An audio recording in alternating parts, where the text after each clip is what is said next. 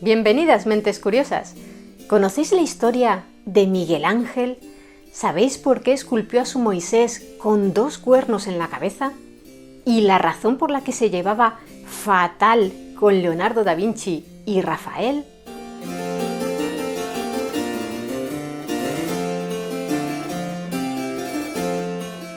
El personaje de hoy está considerado uno de los artistas más grandes de todos los tiempos.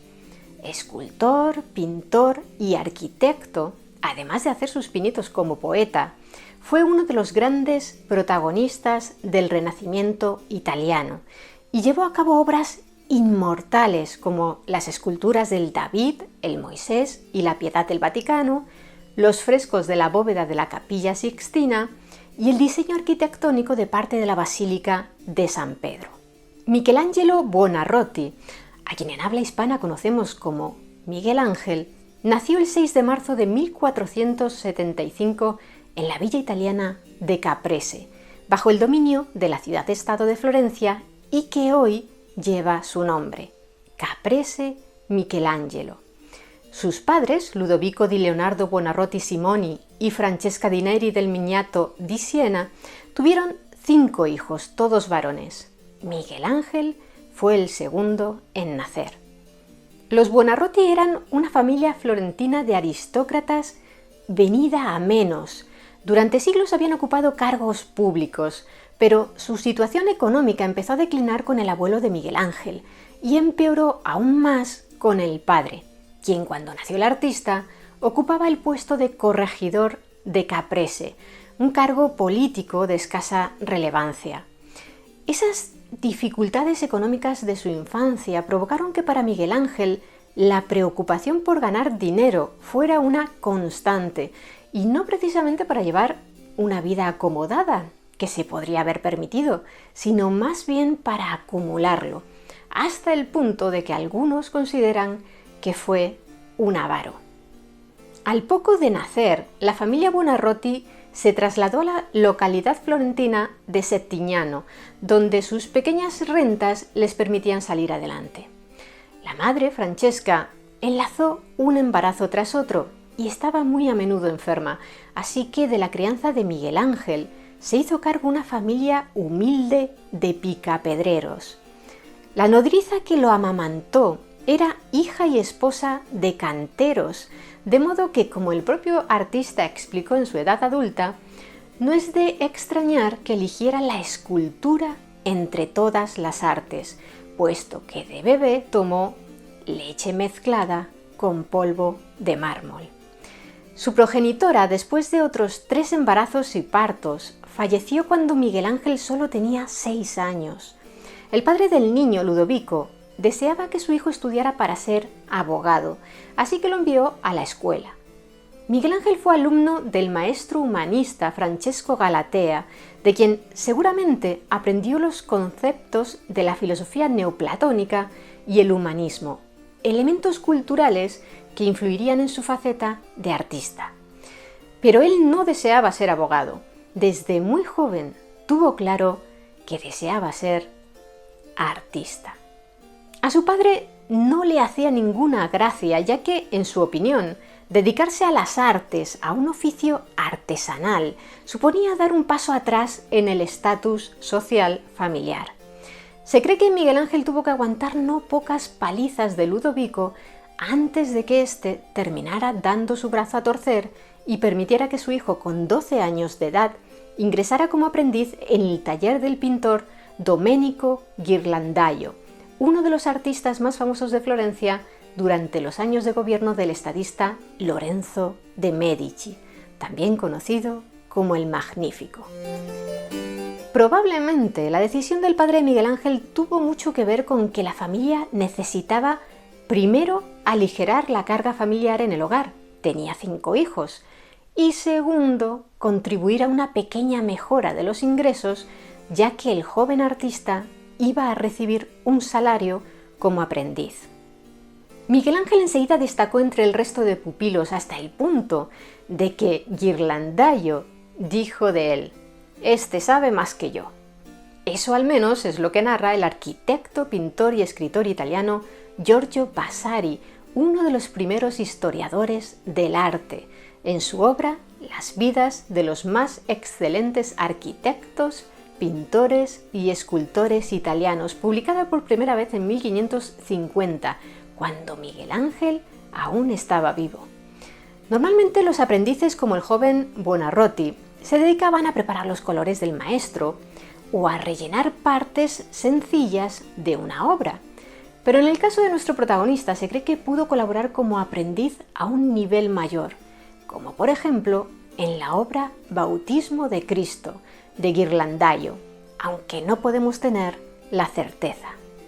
Y ya entonces Miguel Ángel mostró su admiración por artistas como Giotto, que basó su obra en el realismo y está considerado uno de los padres del Renacimiento italiano, y Masaccio, heredero de la pintura de Giotto. Se cree que Miguel Ángel no concluyó el periodo de formación de 3 años en el taller de Ghirlandaio, y es que empezó a frecuentar el Jardín de San Marcos, donde Lorenzo el Magnífico, como gran mecenas de las artes que era, auspició la creación de la primera Academia de Arte de Europa. Según cuenta Vasari en su biografía, fue el poderoso Medici quien pidió a Ghirlandaio que le enviara a sus mejores estudiantes. En el Jardín de San Marcos, el mandatario florentino había hecho instalar su colección de estatuas antiguas para que los jóvenes talentos de Florencia pudieran estudiarlas y copiarlas. Y para supervisar y ayudar a los artistas en ciernes, contrató los servicios de un escultor veterano, Bertoldo di Giovanni, que había sido discípulo de otro grande de la historia del arte, Donatello. Solo una inscripción nos recuerda hoy dónde se encontraba aquel jardín de San Marcos. De aquella época es una escultura en mármol de Miguel Ángel, llamada Cabeza de Fauno, que se cree que era una copia de otra obra antigua que había en este jardín de San Marcos. Debía de tener unos 15 años cuando la hizo. Se cuenta que Lorenzo de Medici se detuvo ante ella mientras daba un paseo por el jardín y criticó de forma amable que los dientes que lucía la boca entreabierta del fauno eran demasiado perfectos para una figura como aquella. Miguel Ángel reaccionó de inmediato al comentario tomando sus utensilios. ¿Y qué hizo con la escultura? Le rascó un diente y le hizo un agujero en otro. Gratamente sorprendido por la audacia de aquel aprendiz, Lorenzo pidió permiso al padre del joven para alojar al niño en su propia residencia familiar, situada en Vía Larga. Ludovico no estaba muy por la labor, pero seguramente la oferta que le hicieron los Medici de un trabajo en la aduana, por el que iba a cobrar 8 escudos al mes, terminó de convencerlo. Por cierto, se cree que aquella escultura del fauno que hizo Miguel Ángel se conservaba en la Galería Uffizi, pero que durante la Segunda Guerra Mundial desapareció durante un traslado efectuado por las tropas alemanas. En torno a 1490, cuando Miguel Ángel tenía 15 años, fue acogido como hijo adoptivo de los Medici, el linaje más poderoso de la ciudad, y obviamente tuvo relación con los jóvenes de esta familia de aristócratas, que eran más o menos de su edad y que unos años después se convertirían en sus clientes, como Pedro, que gobernaría Florencia tras la muerte de su padre, y Juan, que se convertiría en 1513 en el Papa León X. Fue en estos años de juventud cuando otro joven escultor, Pietro Torrigiano, le pegó un puñetazo, se supone que en broma, y Miguel Ángel acabó con la nariz rota, lo que dejó desfigurado su perfil para el resto de su vida. Torrigiano, que tras la trifulca fue expulsado de Florencia por Lorenzo el Magnífico, terminó viajando por Europa, lo que ayudó a difundir el Renacimiento más allá de la península itálica. Estuvo, por cierto, en España, donde realizó diversos trabajos, entre otros, una escultura en barro cocido para el monasterio de San Jerónimo de Buenavista, de Sevilla, y que se llama San Jerónimo. Esta obra hoy se puede visitar en el Museo de Bellas Artes de Sevilla. Entre las primeras obras de Miguel Ángel estuvieron dos esculturas en relieve de mármol que se conservan en la Casa Buonarroti de Florencia. Una sacra, la Virgen de la Escalera, que hizo con unos 16 años, y otra secular, la Batalla de los Centauros, ejecutada 1 o 2 años más tarde. Por estas fechas, en la primavera de 1492, falleció su gran benefactor, Lorenzo de Medici, a quien sucedió al frente de la familia y de la ciudad su primogénito, Pedro II de Medici. Se cree que este, que era solo 3 años mayor que Miguel Ángel, no fue tan generoso con el artista como lo había sido su difunto padre, y la relación entre ambos fue complicada. Pero no parece que hubiera una ruptura total entre ellos, ya que tras la muerte de Lorenzo, Pedro medió para que Miguel Ángel fuera hospedado en el convento del Santo Spirito, en Florencia, y para que además le permitieran estudiar anatomía a través de la disección de cadáveres que procedían del hospital del convento. El artista deseaba conocer el funcionamiento del cuerpo humano por dentro para que sus esculturas resultaran aún más realistas. En agradecimiento al prior del convento, en estos años Miguel Ángel esculpió el crucifijo del Santo Spirito, que hoy se encuentra en la sacristía de la Basílica del Santo Spirito. De esta obra llama la atención que Miguel Ángel representó el cuerpo de Jesucristo completamente desnudo, sin el paño de pureza que suele acompañar a este tipo de figuras, para que fuera así más realista, ya que se cree que por lo expuesto en los evangelios y como solía suceder con los condenados a morir en la cruz, Jesús de Nazaret fue desprovisto de toda su ropa antes de ser ejecutado. También se sabe que Pedro II de Medici hizo llamar al joven Buonarroti tras una intensa nevada caída sobre Florencia en enero de 1494, para que realizara la que fue sin duda una de sus obras más efímeras, una estatua de nieve. El artista, que tenía 18 años, la esculpió en el patio del Palacio Medici, donde permaneció sin fundirse durante más de una semana. Y en esos días, toda la ciudad acudió al lugar para poder admirarla. Ese mismo año, el sucesor de Lorenzo el Magnífico perdió el apoyo que pudiera quedarle de sus descontentos ciudadanos tras ceder Florencia sin oponer la más mínima resistencia a las fuerzas militares del rey Carlos VIII de Francia, de modo que en cuanto el monarca galo se marchó, la población local, aleccionada por el religioso dominico Girolamo Savonarola, que había denunciado los excesos de los ricos y poderosos, incluidos los Medici, expulsó a esta familia de Florencia y saqueó su palacio y el jardín de San Marcos. Para entonces, Miguel Ángel ya había abandonado en secreto la ciudad, ya que temía que su relación con los Medici le salpicara. El artista permaneció fuera de Florencia más de un año. En Venecia estuvo un corto periodo de tiempo y luego se instaló en Bolonia. Curiosamente, poco antes de que él llegara a Bolonia, las autoridades de la ciudad habían establecido un nuevo impuesto para cualquiera que deseara entrar, y él no disponía de ese dinero, de manera que lo arrestaron, algo que no se tomó nada bien el orgulloso artista. Nunca olvidó esta afrenta. Por suerte para él, el noble boloñés Giovan Francesco Aldrovandi pagó el impuesto por él y se convirtió en su mecenas.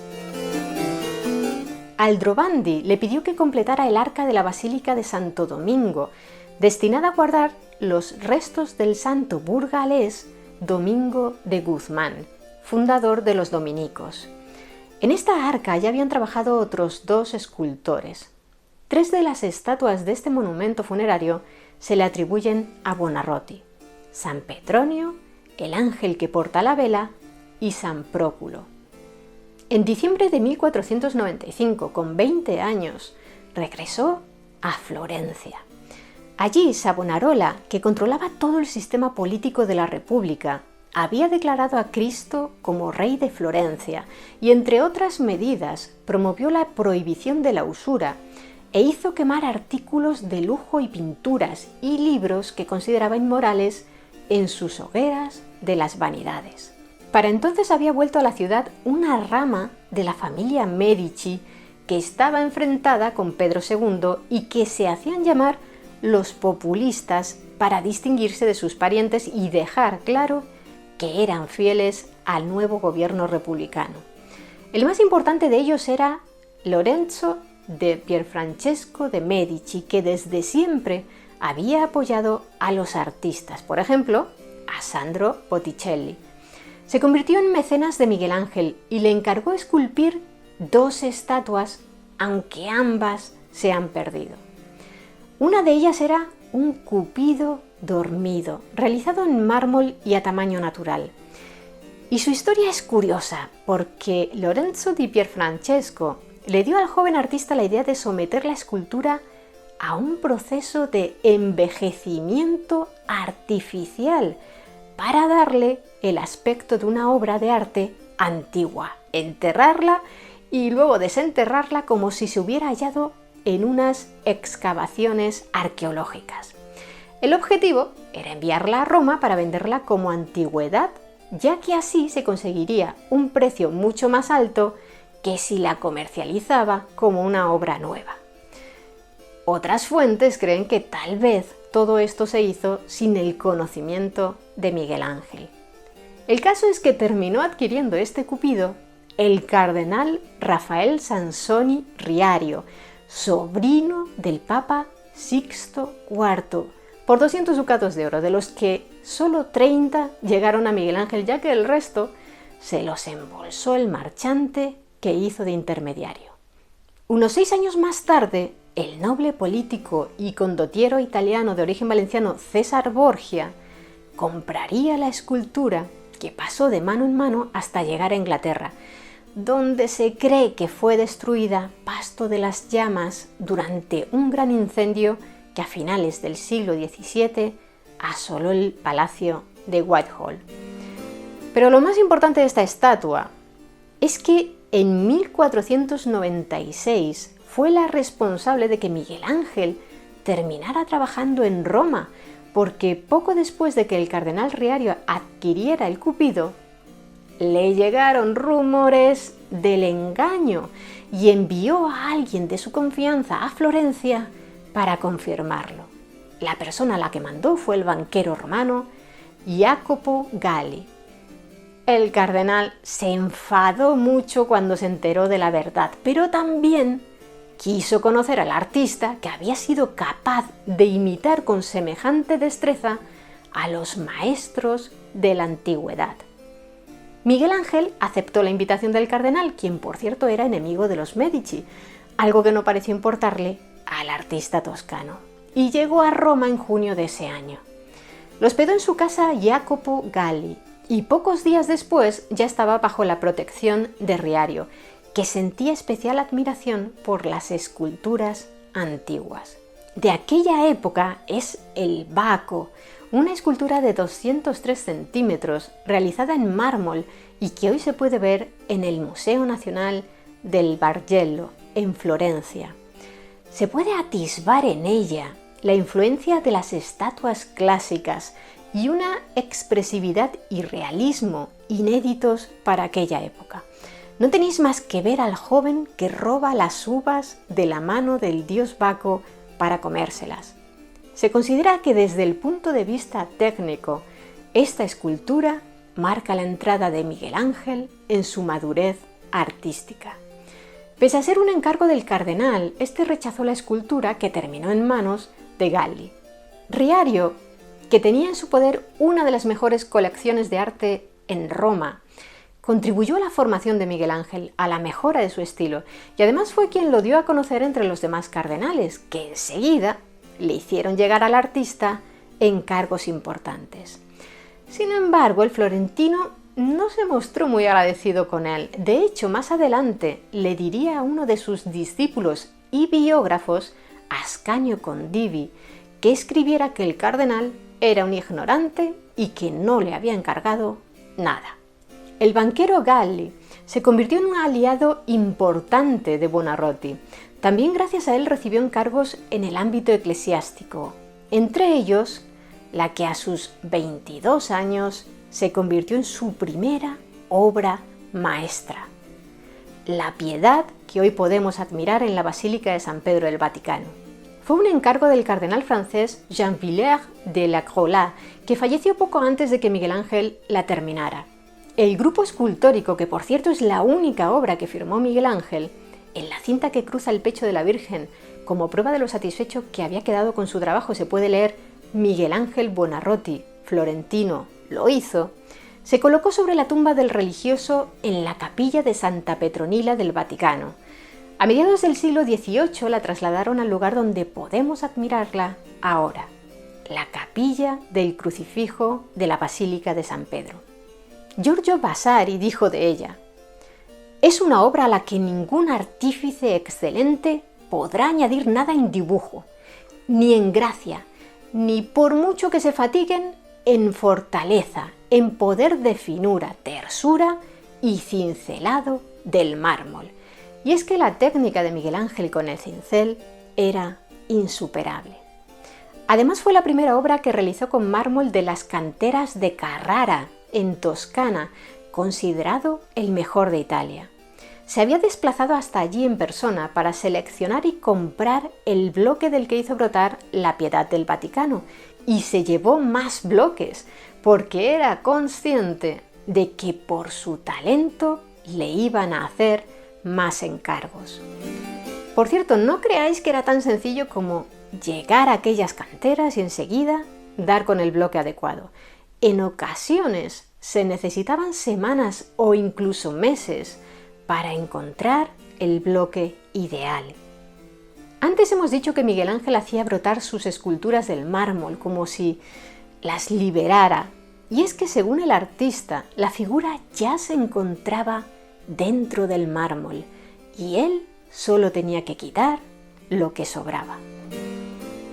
Con 26 años Miguel Ángel regresó a Florencia, aunque antes de marcharse en Siena, el cardenal Francesco Todeschini Piccolomini, el futuro Papa Pío III, le encargó realizar 15 estatuas de santos de tamaño un poco inferior al natural y con mármol de Carrara para colocarlas en unos estrechos nichos del altar Piccolomini de la Catedral de Siena. Miguel Ángel completó solo 4: San Pedro, San Agustín, San Pablo y San Gregorio. Y es que empezaron a llegarle encargos que le resultaron más interesantes, como el David, su escultura más famosa y su segunda obra maestra. La historia de esta escultura es muy interesante. El David de Miguel Ángel comenzó siendo un enorme bloque de mármol de Carrara que medía 5,5 metros y al que bautizaron con el nombre de El Gigante. A mediados del siglo XV, los gestores de la Ópera del Duomo habían proyectado que se esculpieran 12 figuras que adornaran el exterior de la Catedral de Santa María del Fiore. Y 2 artistas lo intentaron, pero sin éxito. De hecho, uno de ellos dejó un agujero en el gigante, según cuenta Vasari, de manera que lo estropeó. En ese lamentable estado, aquel coloso de mármol se quedó encerrado durante décadas en un almacén, a la espera de que unas manos hábiles fueran capaces de esculpirlo. A principios del siglo XVI, la Ópera del Duomo se planteó retomar el proyecto, pero esta vez consistiría en una sola figura enorme. Para ello pensó en varios nombres, entre ellos Miguel Ángel y Leonardo da Vinci, con mayor veteranía que nuestro protagonista, ya que, aunque seguía siendo joven, tenía 49 años, superaba en 23 a Miguel Ángel. Leonardo estaba a punto de regresar a Florencia tras una larga estancia en Milán, en la corte de la familia Sforza. Pero como sabemos, el encargo fue para Miguel Ángel, que trabajó en este inmenso proyecto durante casi 3 años, mientras lo compaginaba con otros proyectos menores. El resultado fue colosal, en todos los sentidos. La estructura es enorme, supera los 5 metros de altura y pesa más de 5 toneladas. Y sin duda es extraordinario, todo un icono del arte renacentista. Los florentinos enseguida adoraron la estatua, ya que vieron representada en este David, que se enfrentaba a un Goliat invisible, a la propia República de Florencia. En palabras de Giorgio Vasari, fue un milagro que Miguel Ángel consiguiera resucitar algo que se había dado por muerto.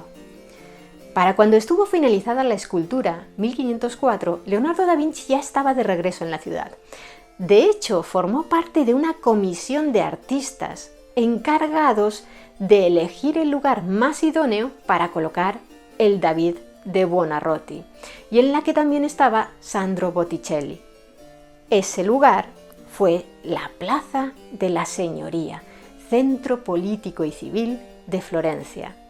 Allí se expuso durante 3 siglos y medio, hasta que en 1873, debido a las precarias condiciones de conservación al aire libre, decidieron moverla a la Galería de la Academia, que es donde se encuentra desde entonces. En su antigua ubicación, colocaron en 1910 una réplica realizada por el escultor Luigi Arrighetti.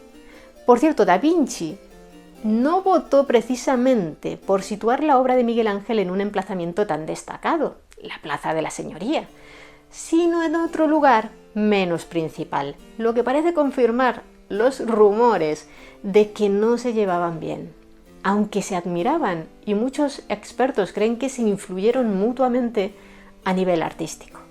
De hecho, ambos genios del Renacimiento vivieron un encontronazo en las calles de Florencia. Da Vinci se encontraba junto a un grupo de florentinos y cuando vio pasar a Miguel Ángel, de carácter solitario, introvertido y terco, lo invitó a comentar un pasaje de Dante, autor de la Divina Comedia, por cuya obra sentía el florentino gran devoción. Se cree que se la sabía casi de memoria. Pero Miguel Ángel, que era un hombre profundamente inseguro e irascible, interpretó que Da Vinci intentaba reírse a su costa delante de aquella gente. Y como era de respuesta rápida, dejó en evidencia al pintor de la Gioconda al recordarle cómo años antes Leonardo había sido incapaz de materializar la que con sus 7 metros de altura habría sido la estatua ecuestre más grande del mundo, dedicada a Ludovico Sforza. Da Vinci había fracasado en esa empresa porque el bronce que iba a utilizar para la escultura tuvo que emplearse para fabricar munición para una guerra. La respuesta de Buonarroti enfureció al inventor florentino, pero cosas del destino, pocos meses después de acabar el David, cuando nuestro protagonista ya era una celebridad a sus 29 años y su gran rival tenía 52, vivieron una especie de batalla de gallos como pintores tras recibir sendos encargos de la señoría de Florencia para decorar el Salón de los 500, la sala más importante del Palazzo Vecchio. Como si estuvieran en una especie de cuadrilátero, Miguel Ángel debía pintar un fresco en la pared izquierda. El de Leonardo iría en el muro de la derecha. Ambos murales debían representar una batalla, sendas victorias florentinas. Da Vinci, la de Anghiari frente a los milaneses.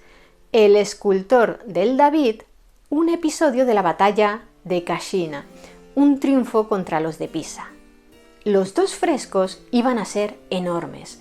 Es el único proyecto en el que ambos genios trabajaron juntos. Por cierto, como curiosidad, os diremos que el contrato de Leonardo lo firmó ni más ni menos que Nicolás Maquiavelo, personaje del que os hablamos en este otro vídeo. ¿Y qué pasó con esta especie de duelo de titanes? Pues que ninguno de los dos llegó a completar su obra. Miguel Ángel empezó a trabajar en el denominado cartón, los dibujos preparatorios para la ejecución de la obra, pero en 1505 tuvo que regresar a Roma para cumplir con un encargo del nuevo Papa, Julio II. Ese encargo no era otro que la tumba del sumo pontífice. De igual forma, por la misma época, Leonardo, después de muchos meses trabajando en su obra, terminó marchándose de Florencia sin llegar a pintar su batalla en el muro, porque había intentado usar una nueva técnica experimental para fijar los colores a la pared y había fracasado.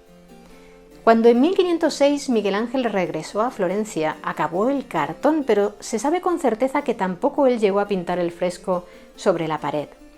Ambos bocetos, el de Buonarroti y el de Da Vinci, estuvieron expuestos durante años en la ciudad y se convirtieron en una especie de escuela para que otros artistas pudieran admirarlos y copiarlos. En el caso del cartón de la batalla de Cascina, de Buonarroti, terminó roto en pedazos solo unos años más tarde, supuestamente a manos de un pintor y escultor llamado Baccio Bandinelli, con la excusa de repartir los trozos entre los artistas que debían copiarlos para adornar la ciudad en honor a una visita del Papa León X. Según el biógrafo Vasari, Bandinelli, enemigo de Miguel Ángel y admirador de Da Vinci, destruyó la obra en un arrebato de celos.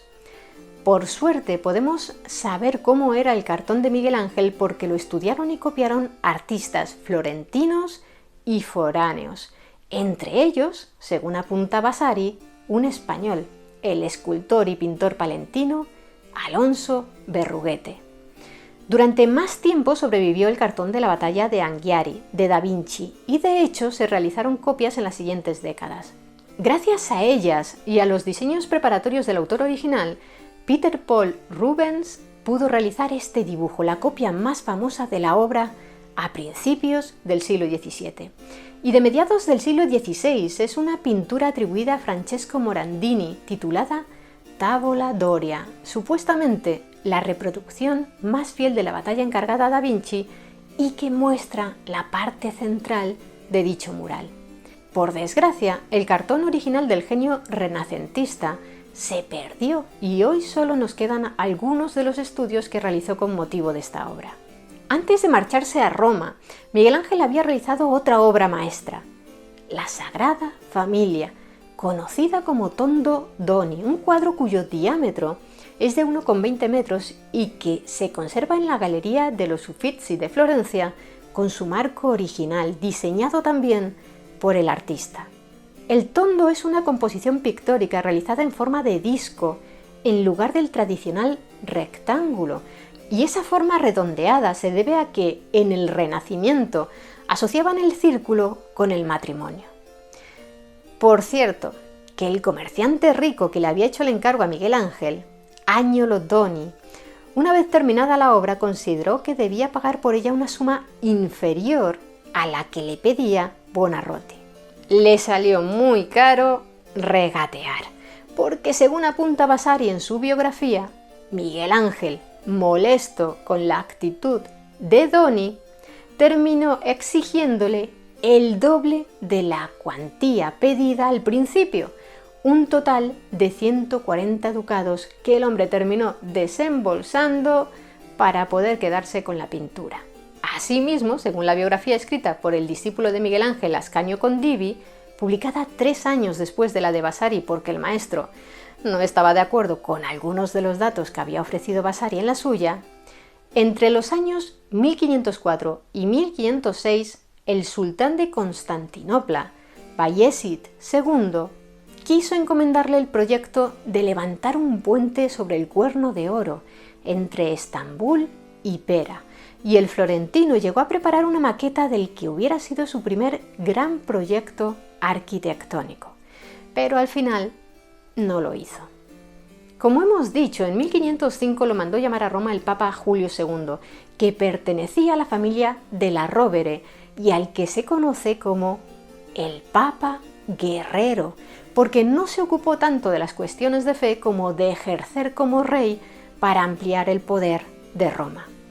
Este sumo pontífice deseaba devolver su antiguo esplendor a la que había sido capital del Imperio Romano, y para ello además de participar en un gran número de guerras, destinó importantes cantidades de dinero a realizar obras públicas en la ciudad y al mecenazgo de artistas, entre ellos Miguel Ángel, que entonces tenía 30 años, Raffaello Sanzio, más conocido en el mundo hispano como Rafael, que tenía 22, y el más veterano Donato Bramante, de 61.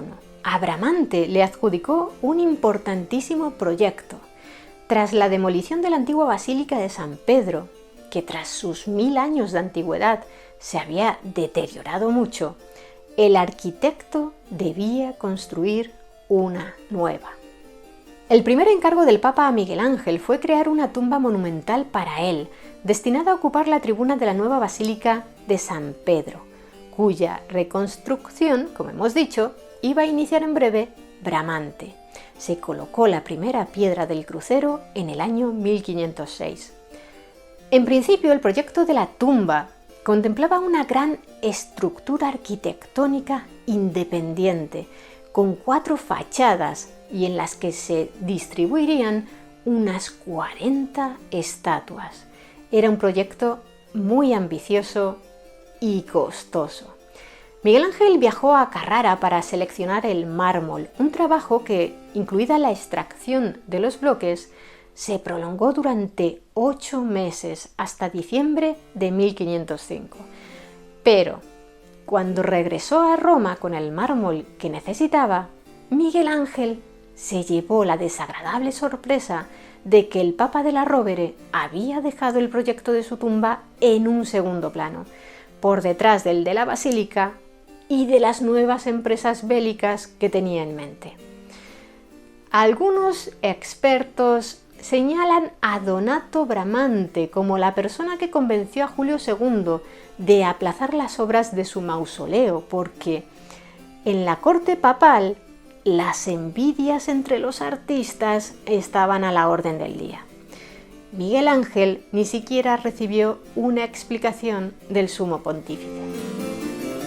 Así que en abril de 1506 regresó bastante cabreado a Florencia, donde retomó obras que había dejado incompletas, como la batalla de Cascina. Fue entonces cuando acabó el cartón de la obra, que no llegó a trasladar a la pared. Y es que Julio II, con quien siempre mantuvo una relación difícil, porque ambos eran de temperamento enérgico, quiso hacerlo regresar a Roma. Aunque Miguel Ángel al principio se negó, estaba que trinaba porque le había cancelado el proyecto de la tumba, que para él era muy emocionante, terminaron reconciliándose y el artista aceptó otro encargo del líder de la Iglesia Católica, esta vez en Bolonia, que Julio II acababa de arrebatar a los Bentivoglio. Se trataba de una estatua de bronce enorme con la figura de Julio II. Trabajó en ella durante todo 1507 y en 1508 se instaló en la fachada de la Basílica de San Petronio de Bolonia. Por desgracia, no se conserva porque pocos años después, cuando los Bentivoglio recuperaron el poder temporalmente, se fundió la estatua para fabricar piezas de artillería.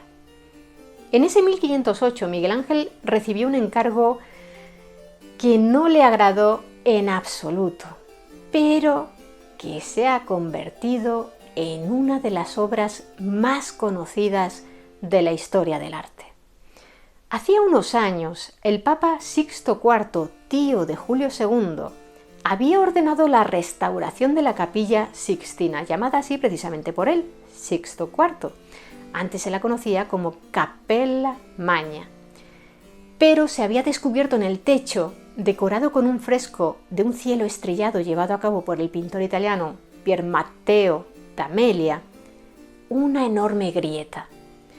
Tras repararla, necesitaban que alguien volviera a pintar la bóveda. Esa persona, como todos sabéis, fue el maestro florentino. Miguel Ángel aceptó el proyecto, pese a que la pintura no era un arte que le entusiasmara. Como ya hemos visto, su verdadera pasión era la escultura. Hasta tal punto él se veía como un escultor y no como un pintor, que el contrato lo firmó escribiendo Miguel Ángel, escultor. Algunos biógrafos, como Vasari, señalan que fue Bramante quien convenció al Papa para que pidiera a Buonarroti abandonar la construcción de su mausoleo para encargarse de este otro trabajo, ya que el arquitecto de la Basílica de San Pedro pensaba que su rival fracasaría debido a su falta de experiencia con la pintura al fresco, y eso demostraría que era peor artista que el protegido de Bramante, Rafael. Si fue así, desde luego le salió el tiro por la culata.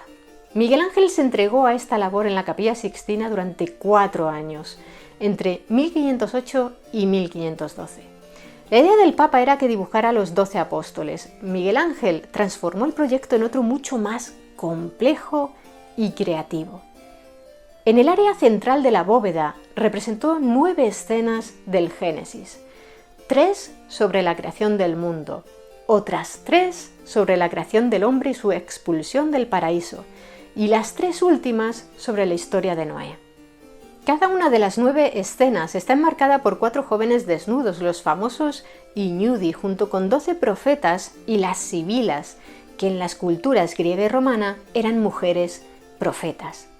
Y más abajo, en los lunetos situados sobre las ventanas, representó a los antepasados de Cristo. Lo primero que hizo para acometer su encargo fue quitar los andamios que había hecho colocar Bramante para montar unos que había diseñado él mismo.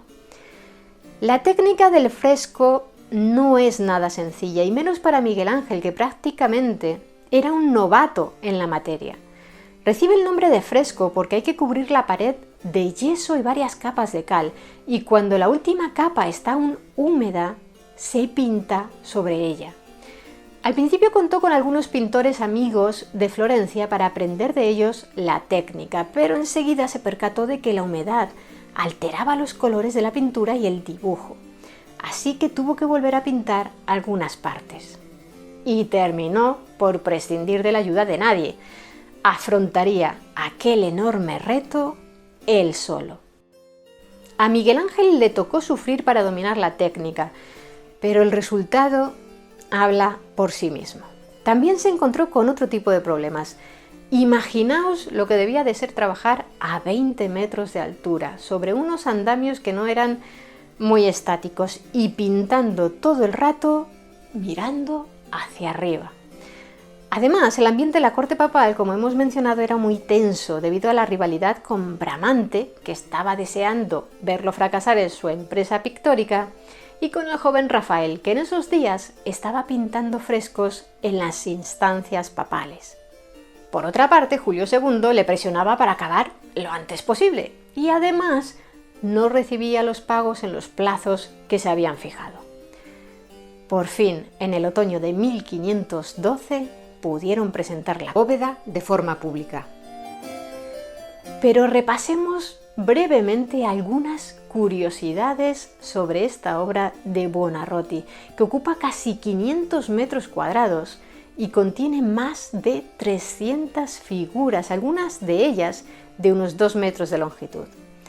El Diluvio Universal es la de mayor complejidad y la que mayor número de figuras humanas incluye, más de 60, algunas de ellas demasiado pequeñas como para que se puedan apreciar a simple vista desde la posición del espectador, el suelo. De manera que tras retirar los andamios y ver el resultado de lo que llevaba de obra, el artista decidió aumentar el tamaño de las figuras que irían en la siguiente fase de la pintura. Quizá la escena bíblica más famosa de las 9 que pintó sea la creación de Adán, de las últimas en ser completadas. En ella aparece Dios transmitiendo con su dedo la chispa de la vida al primer hombre.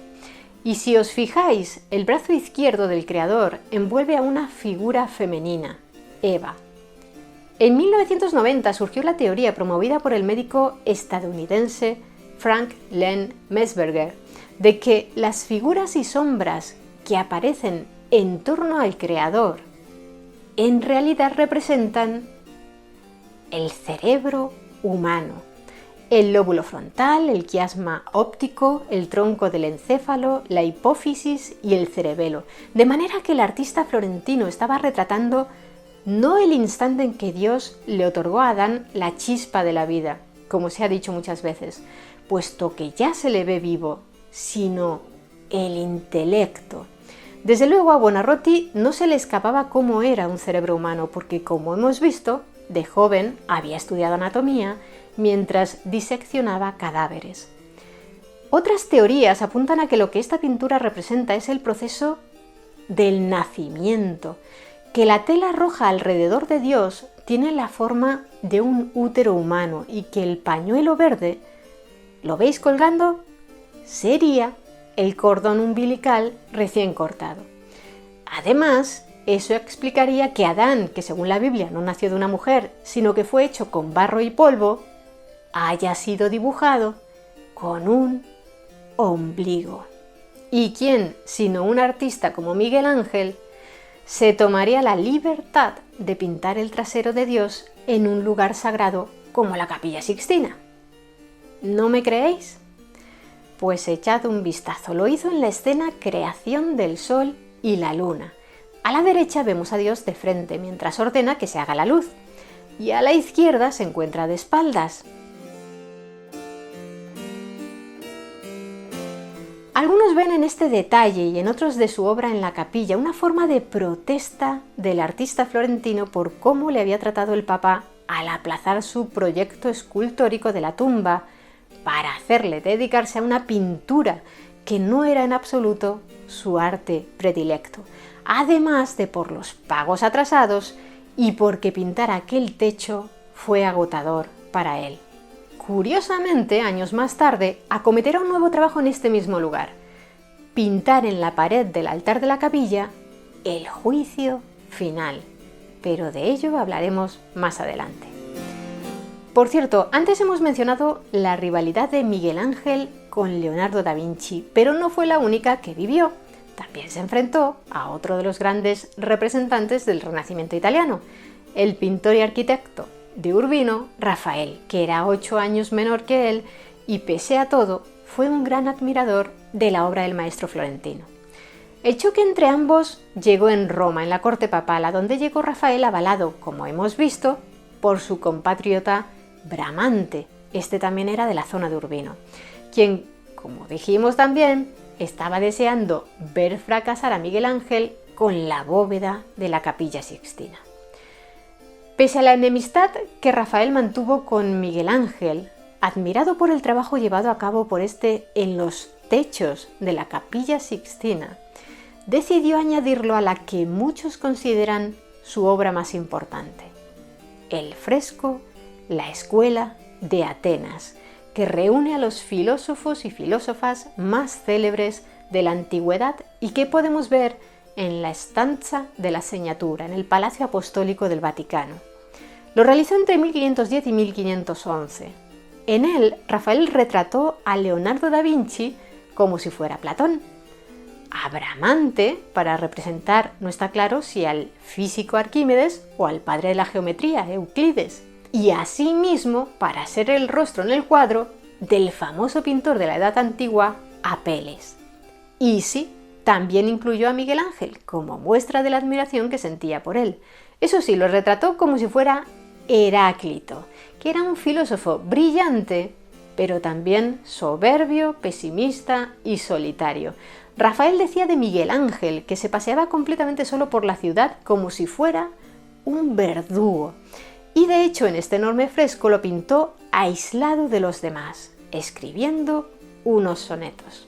Esa rivalidad entre ambos genios hace que sean aún más especiales las contadas ocasiones en que comparten espacio en la Capilla Sixtina los frescos del altar y la bóveda de Miguel Ángel con una obra de Rafael, los tapices de los Hechos de los Apóstoles. Estos fueron diseñados entre 1515 y 1516 por el de Urbino para representar las vidas de San Pedro y San Pablo, por encargo del Papa León X, para cubrir como ornamento especial en grandes festividades la zona baja de los frescos de las paredes. Son 10 espectaculares tapices realizados por el taller del tejedor Peter van Alst III, basados en los diseños de Rafael. Este nunca pudo ver su obra en conjunto, puesto que murió en 1520, el mismo día en que cumplió los 37 años.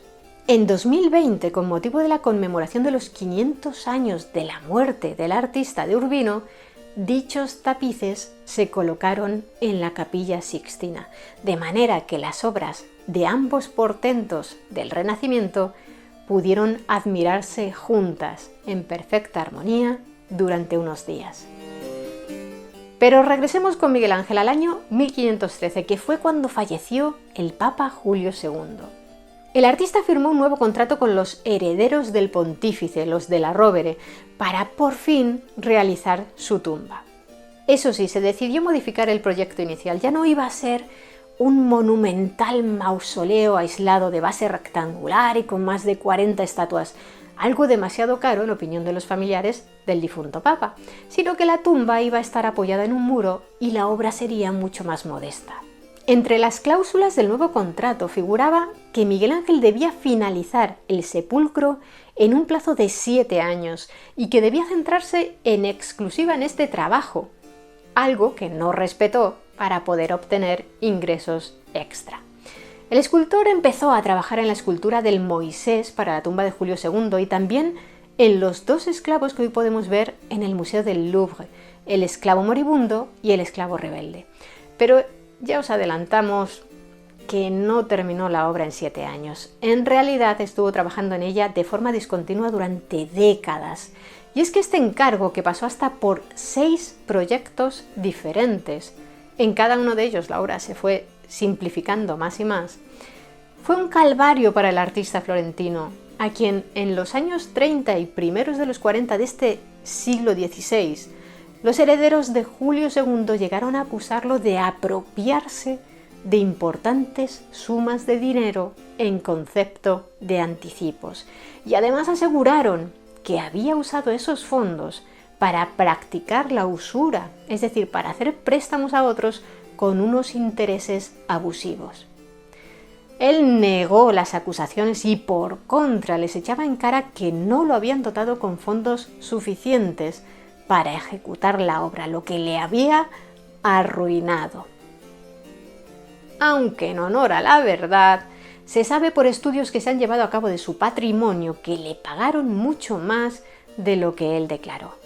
Finalmente, el Papa Pablo III intercedió entre las 2 partes enfrentadas para que los de la Rovere aceptaran un 6º y definitivo proyecto para la tumba. Serían otros artistas quienes la completasen, eso sí, bajo la dirección artística de Miguel Ángel. De esta manera, por fin se inició la construcción de la tumba en 1542.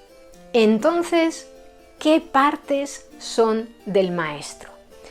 En el nivel inferior, en el centro, tenemos el famoso Moisés, imponente con sus 2 metros y 35 centímetros. Lo había realizado entre 1513 y 1515 y en 1542 lo retocó. Uno de los cambios es que durante más de 25 años la estatua había mirado al frente y en ese 1542 Buonarroti le partió la cara a golpes, literalmente. Todo para hacerle mirar de lado, hacia la luz de una ventana de la basílica. Una ventana que fue tapiada a finales del siglo XIX, por lo que hace pocos años se instaló una luz artificial para que enfocara al Moisés y recrear así la luz natural que existía cuando Miguel Ángel montó el mausoleo. Dicha iluminación simula los cambios de luz que se van produciendo a lo largo de la jornada para que podamos observar la escultura tal como el maestro la concibió. Como veis, flanquean al Moisés 2 figuras femeninas. Raquel, en el nicho de la izquierda desde nuestra perspectiva, que representa la vida contemplativa, y Lía a la derecha, que representa la vida activa. Según los historiadores del arte, ambas fueron iniciadas por el artista, pero se cree que es probable que las remataran sus colaboradores. En cuanto a las esculturas de la parte superior, Se supone que ninguna de ellas es del maestro, aunque fue él quien esbozó en 1537 la Virgen con el niño en el centro, la Sibila a la izquierda y el profeta a la derecha. ¿Y qué hay del Papa yacente? ¿Quién lo esculpió? Durante siglos se le atribuyó esta escultura a Tommaso Boscoli, pero en 1999, a raíz de una restauración del conjunto escultórico y de poder apreciar de cerca la gran calidad de la obra, surgió una nueva teoría según la cual dicha estatua quizá sí la realizó el propio Miguel Ángel. Sea suya o no, el artista ya aseguró en su día que solo la estatua del Moisés era suficiente para honrar el entierro del Papa Julio II. Y no le faltaba razón porque es una obra maestra. Es increíble su fuerza expresiva que evoca el enfado del profeta tras bajar del monte Sinaí con las tablas de los 10 mandamientos que le había entregado Dios y encontrarse con los israelitas adorando el becerro de oro. ¿Nos da la sensación de que Moisés nos observa con una mirada terrible y de que en cualquier momento se pondrá en pie para echarnos una bronca antológica? Es el ejemplo perfecto de una de las cualidades principales del estilo de Miguel Ángel y que sus contemporáneos del siglo XVI llamaron terribilità. Con ella pretendían definir la potente fuerza, el temperamento y la mirada terrible que podía apreciarse en algunas de sus esculturas, especialmente en el David y el Moisés. Se cuenta que tras dar el último golpe con su cincel a la estatua, el maestro toscano admiró su obra y le pareció tan viva que la miró a los ojos y le dijo: ¿por qué no me hablas? Quizá hayáis escuchado alguna vez que como Moisés no respondió, Miguel Ángel furioso lo golpeó en la rodilla derecha con su martillo y le dijo: ¡habla! Y que por esta razón podemos ver una fisura en esa zona. Pero, en realidad, esa cicatriz es una veta natural del mármol. Por cierto, ¿sabéis por qué esculpió Miguel Ángel a su Moisés dejándole 2 cuernos en la cabeza? Se debe a una mala traducción que hizo San Jerónimo de Estridón cuando tradujo la Biblia del griego y el hebreo al latín.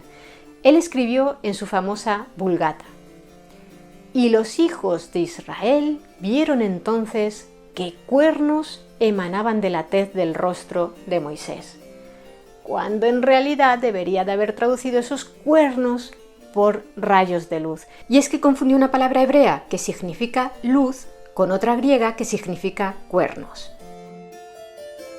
Pese a que cuando Julio II le hizo el encargo a Miguel Ángel, el plan era instalar el mausoleo en la Basílica de San Pedro del Vaticano, finalmente terminó en la Basílica de San Pietro in Vincoli, en Roma, una iglesia ligada a la familia de la Rovere y en la que el pontífice había sido cardenal titular.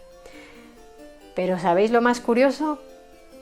Que es un cenotafio, es decir, un monumento funerario que no contiene el cadáver del personaje a quien se dedica, ya que el cuerpo del Papa Julio II está enterrado, como se había previsto originalmente, en la Basílica de San Pedro, junto a su tío Sixto IV.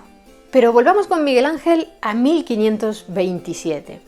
Resulta que ese año los florentinos se rebelaron contra el dominio de los Medici, para quienes el maestro toscano seguía trabajando.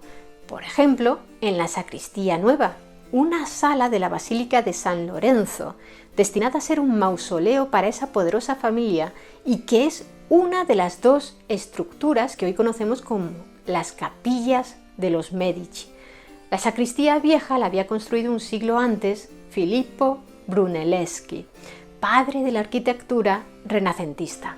Y también estaba trabajando en la Biblioteca Laurenciana, asimismo en el complejo de San Lorenzo.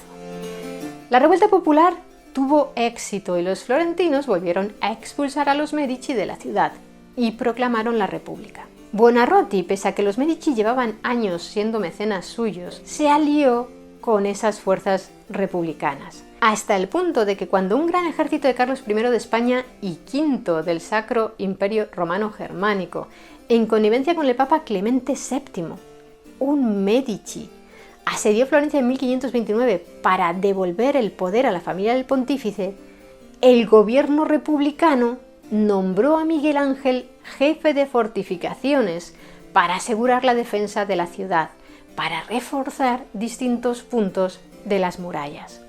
Según Vasari, al hacerse el cerco del asedio cada día más estrecho y por seguridad de su propia persona, resolvió irse a Venecia. Así que huyó de Florencia.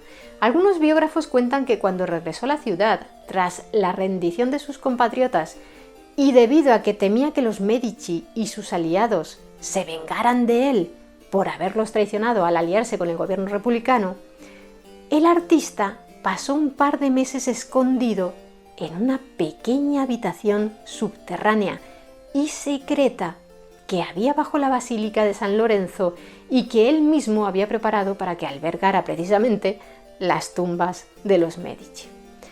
Era tan secreta aquella estancia que nadie supo de ella hasta 1975, cuando el entonces director del Museo de la Capilla de los Medici, Paolo Dal Pogetto, por casualidad localizó una trampilla y unas escaleras que conducían al escondite. En sus muros encontraron lo que parecen ser algunos bocetos realizados con carbón y tiza por Miguel Ángel y algunos de sus ayudantes. Otros especialistas en Miguel Ángel consideran que es poco probable la historia de que se escondiera allí durante unos meses, que es más plausible que el maestro se ocultara en la casa de alguno de sus otros mecenas. Pero, ¿qué pasó al final entre Miguel Ángel y los traicionados Medici? Que el artista se salvó de cualquier represalia porque el Papa Clemente VII, como hemos dicho, un Medici, le ofreció inmunidad si seguía trabajando como arquitecto y escultor en la Sacristía Nueva y en la Biblioteca Laurenciana. Miguel Ángel, por supuesto, aceptó. Aunque la de la Sacristía Nueva es una obra que no llegó a concluir, entre su decoración de esculturas se encuentran las 4 alegorías de las partes de la jornada: el día, la noche, la aurora y el crepúsculo. Asimismo, destaca la escultura de la Virgen y el Niño. Si Miguel Ángel se arregló con los Medici fue en parte gracias a que Baccio Valori, el nuevo gobernador de Florencia impuesto por la poderosa familia, accedió a mediar en el conflicto. A cambio, el artista aceptó un encargo de Valori para hacer una escultura que conocemos con el nombre de Apolo David y que dejó inconclusa porque tuvo que regresar a Roma. Allí, en 1532, con 57 años de edad, firmó un nuevo contrato con los de la Rovere, que contemplaba una tumba para el difunto Papa Julio II más sencilla. Por cierto, aún no hemos hablado sobre la vida sentimental de Miguel Ángel, pero en este mismo año conoció a alguien que se cree que fue importante para él, el aristócrata Tommaso Cavalieri, un joven dibujante que entonces tenía 23 años. En un soneto que le dedicó Miguel Ángel 2 años después, se quejaba de los rumores de la gente acerca de la relación que mantenían ambos. Miguel Ángel regresó a Florencia para permanecer allí durante un breve periodo de tiempo, pero el Papa Clemente VII le convocó para hacerle un nuevo encargo. Aunque él no lo sabía, cuando se marchó de Florencia, ya fue para no regresar nunca más. Dejó sus trabajos en la nueva sacristía y la biblioteca laurenciana que tenía pendientes en manos de sus colaboradores. Lo que quiso encargarle el pontífice fue la que resultó ser otra de sus grandes obras maestras: decorar con un fresco el altar de la Capilla Sixtina. Miguel Ángel intentó eludir esta obra pictórica porque él prefería la escultura a la pintura y tenía un contrato que cumplir con la familia del Papa Julio II. Ya sabéis, la famosa tumba. Sin embargo, cuando al poco tiempo, en 1534, murió Clemente VII, su sucesor en el Vaticano, Pablo III, le ordenó que aparcara de nuevo el proyecto del mausoleo y se pusiera con los frescos del altar de la Capilla Sixtina. La temática era el juicio final. Terminó esta obra en el otoño de 1541, unas 3 décadas después de que concluyera la magistral bóveda de la capilla. Hay algunas curiosidades interesantes que queremos mencionaros de este juicio final. Por ejemplo, que según cuenta el biógrafo Vasari, Miguel Ángel se hirió una pierna tras sufrir una caída desde un andamio. Por suerte, no estaba a una gran altura. En cuanto al fresco en sí, el Cristo que pintó en el centro y que está separando a los justos de los pecadores, es uno de los pocos ejemplos que podemos encontrar en la historia del arte de un Jesucristo enojado. También podéis ver alrededor de Cristo y María a varios santos, entre ellos San Pedro, con las llaves del reino en las manos, Santa Catalina, que emplea la rueda de púas con la que la martirizaron para impedir que los pecadores lleguen al cielo, San Lorenzo, con la parrilla de su martirio, y San Bartolomé. Este último santo muestra en la mano una piel, ya que él mismo fue despellejado, y se suele decir que en esa piel Miguel Ángel pintó un autorretrato para dar a entender, según unos expertos, que era una persona atormentada y no merecía ir al cielo, según otros, que odiaba pintar. Asimismo, entre los retratados encontramos una vendetta personal de Miguel Ángel. Según contó Vasari en su biografía, cuando el fresco estaba ya muy avanzado, el Papa Pablo III le consultó a su maestro de ceremonias, Biagio da Cesena, qué le parecía la obra. Y este, escandalizado por tantos desnudos, fue extremadamente crítico. Aseguró que la obra parecía más propia de tabernas y baños públicos que de un lugar sagrado como la Capilla Sixtina. Miguel Ángel, que como sabemos era de armas tomar, metió a da Cesena en el fresco, retratándolo como si fuera Minos, rey del infierno, en la parte inferior derecha, y lo hizo rodeado de demonios y almas condenadas, con orejas de burro para criticar su profunda ignorancia, y desnudo, con una serpiente enroscada en el pecho que le está mordiendo los genitales. Cuando vio aquello el maestro de ceremonias del Papa, le fue enseguida con la queja a su jefe, pero se cuenta que el sumo pontífice le respondió con gran sorna: si Miguel Ángel os hubiera puesto en el purgatorio, podría haber rezado por vuestra redención, pero en el infierno las almas están perdidas y no hay nada que yo pueda hacer ahí. Da Cesena no fue el único mojigato con quien Miguel Ángel se topó. Cuando la gente pudo acudir a admirar el juicio final de Miguel Ángel una vez terminado, se montó un buen escándalo porque muchos, entre ellos algunos obispos, consideraron, igual que da Cesena, que era una vergüenza que en un lugar sagrado como aquel hubiera tantas figuras desnudas. Algunos entendieron la obra como una herejía y hubo quien incluso defendió destruir el fresco. Pablo III no vio el problema y sus sucesores tampoco, hasta que en días cercanos a la muerte de Miguel Ángel, en 1564, las autoridades eclesiásticas le encargaron a Daniele da Volterra, pintor y escultor discípulo del maestro toscano, que censurara el fresco, colocando paños de pureza sobre los genitales de los personajes masculinos y femeninos que lo necesitaran. Por esa razón, a da Volterra se le dio el sobrenombre de Il Braghetone, algo así como el pintacalzones. Por cierto, se cuenta una anécdota, a saber si es cierta, según la cual en 1570, 6 años después de la muerte de Miguel Ángel, el Greco, que entonces tenía 29 años, abogó en Roma por destruir la pintura al fresco del artista florentino, para en el mismo lugar hacer él una obra que, según aseguraba, no sería inferior y estaría acorde con las ideas de la Contrarreforma. Pero para entonces aquellos frescos de Buonarroti ya estaban más que aceptados por todos, y el Greco, que fue vivamente criticado por su insensata propuesta, tuvo que abandonar Roma. Terminaría en España, donde, como sabemos, desarrolló su gran talento. Y permitidme otro inciso. Tal vez hayáis oído que fue Miguel Ángel quien, por un encargo del Papa Julio II, diseñó los uniformes de la Guardia Suiza del Vaticano y que los hizo muy coloridos para burlarse del sumo pontífice. Pero toda esta historia es tan solo un mito. Miguel Ángel fue un artista multidisciplinar, pero jamás fue diseñador de moda. Regresemos ahora a 1540 con nuestro protagonista. Antes dijimos que también había hecho sus pinitos como poeta. El escultor, arquitecto y pintor compuso unas 302 piezas líricas a lo largo de su vida, incluidos 80 sonetos.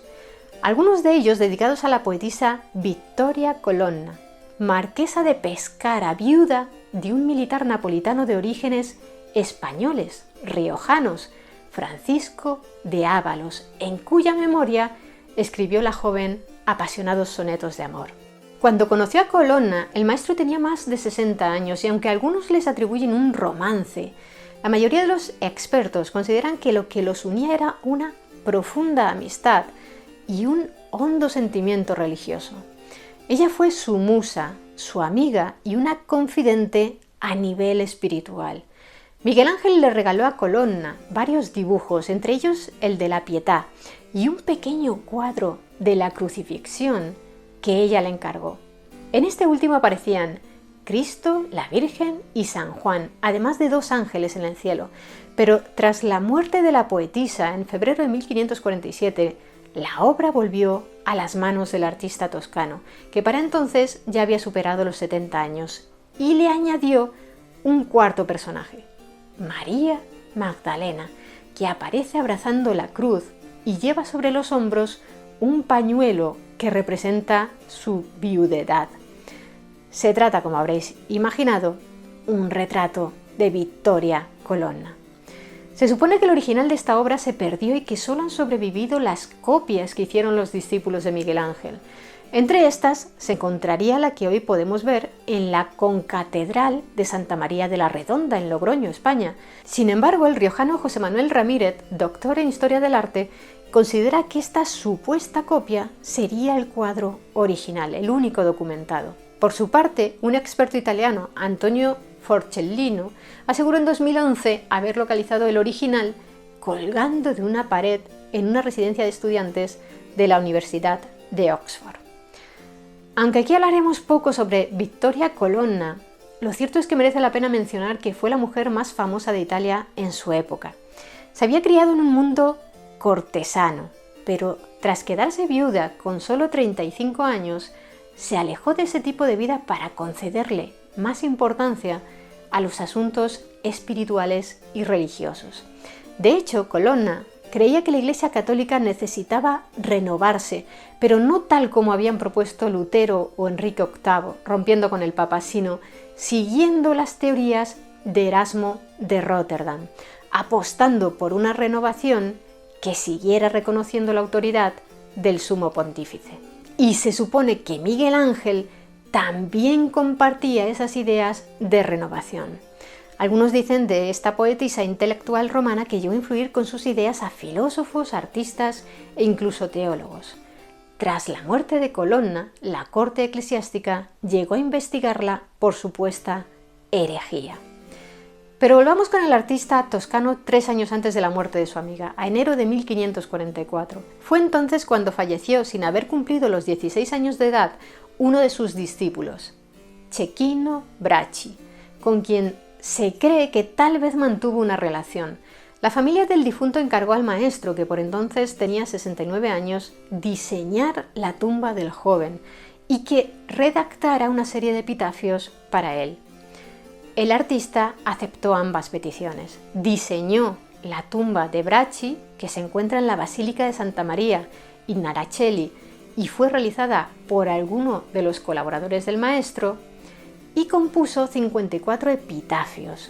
Según señalan expertos, algunos de esos epitafios parecen incluir un componente homoerótico, en especial uno que dice «Fan fede a quel chi fui grazia nel letto», que vendría a significar «Dan prueba a quien le fui gracia en el lecho».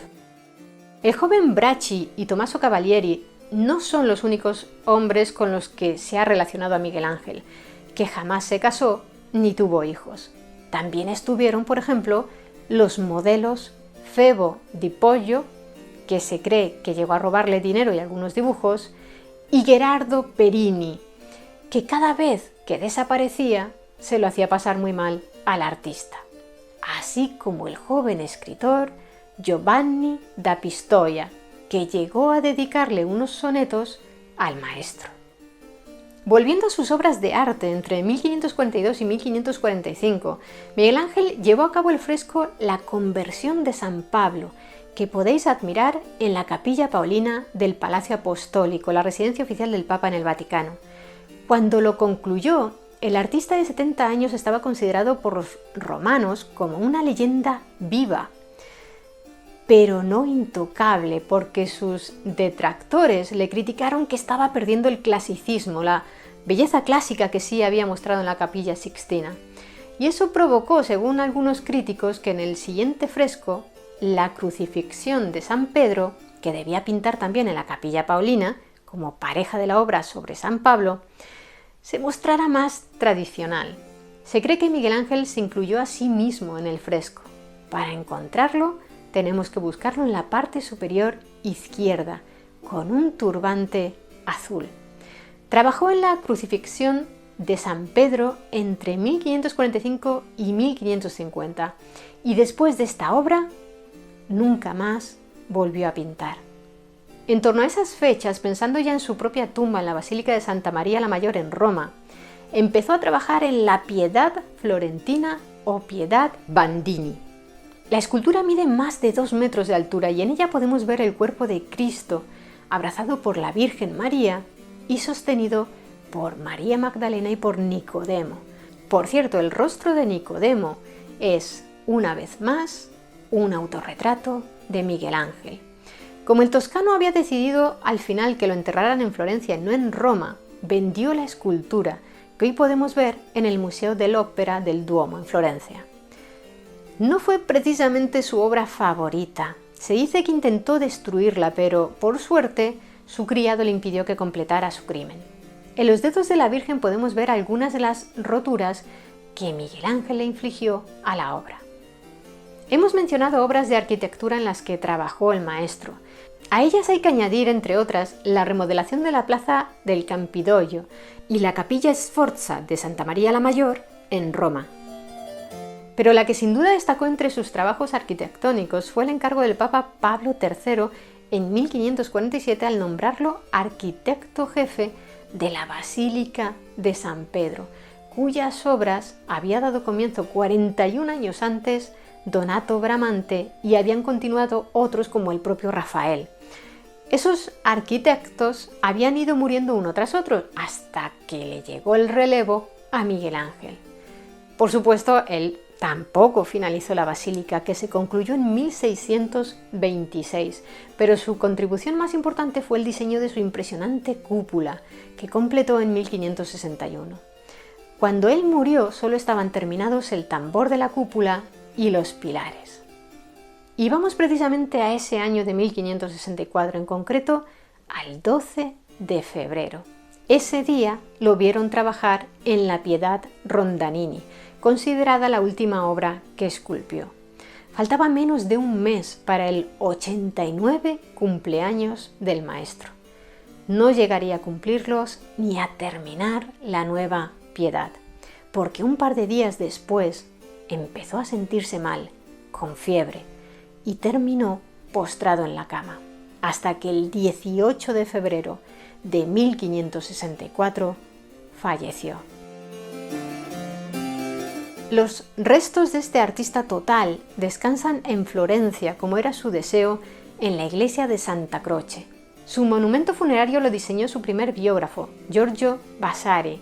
En él podemos distinguir que acompañan al busto del artista, que se ejecutó a partir de su máscara funeraria, 3 esculturas que representan personificaciones de la pintura, la escultura y la arquitectura, para reflejar el carácter multidisciplinar del maestro toscano.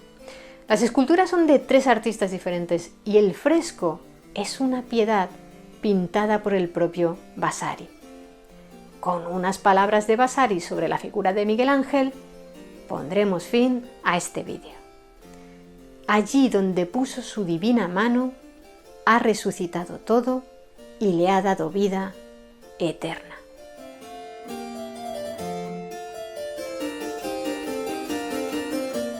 ¿Y vosotros qué opináis de la historia de Miguel Ángel? ¿Cuál de sus obras os gusta más?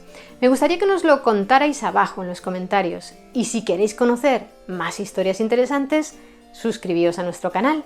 Muchas gracias por estar ahí, mentes curiosas. Nos vemos en el siguiente vídeo.